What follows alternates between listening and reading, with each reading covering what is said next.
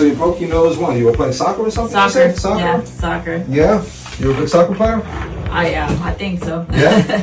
Okay, let's take some pictures first. So when do you think you broke the nose? I broke it in 2012. On 3, okay? Chin down. Beautiful. Okay.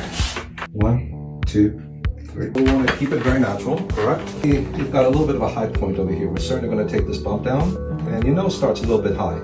We kind of like it to start where the eyelashes come out. Let's go a little bit lower. So we're going to take this part off for sure. And it's a bit long, so we're going to shorten the nose by having it start a little bit lower, and this kind of hangs down at just a tad. So let me kind of project what we think is going to look good on you. We want to take this off. Oh, the tip comes down a little bit too much. This part, what we call the infratip lobule, comes down a little bit. We want to see a little bit of a softer silhouette here, so we're going to lift this up like this. And your tip's a little bit broad. Could use a little bit more definition, so we'll narrow it a little bit. So we're going to raise the tip up, narrow it a little bit, take this off, and make the whole nose a little bit narrower. Correct? Correct. That's the plan? And we'll look inside, and hopefully we can even improve your breathing. All right? Thank you. She doesn't want us to be too aggressive, which I agree with. I don't like to overdo noses when people looking natural.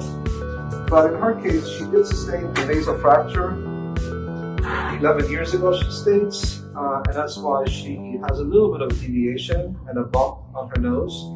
It looks like the deviation was caused by the injury, but I suspect that she's always had a little bit of a high radix over here.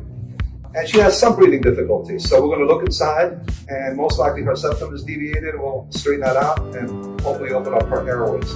But as far as the cosmetic part of the surgery, if you look at the profile, her nose starts a little bit high. If you look at the takeoff at the nose, her takeoff is right here. That's a bit high. We'd like it to take off where the crease of the upper eyelid is, or between the crease and the eyelashes.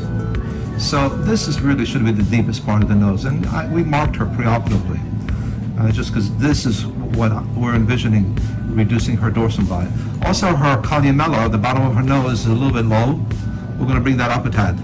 Like when we looked at her on the front view, we saw that this part here, the infratip lobule, was a bit low, and we really like this a little bit softer. Ideally, if you look at the bottom of the nose, it should look like a seagull in mid-flight, rather than it trying to land a little bit. So her infratip lobule comes down a little bit. We're going to bring that up. So what we will do, using closed rhinoplasty, meaning that all the incisions are done on the inside, we will refine the tip, bring this tip up, lower her dorsum down to the takeoff, which is the radix over here, and we'll look inside, look at the septum, assess it, straighten it out if it's deviated, which I believe it is.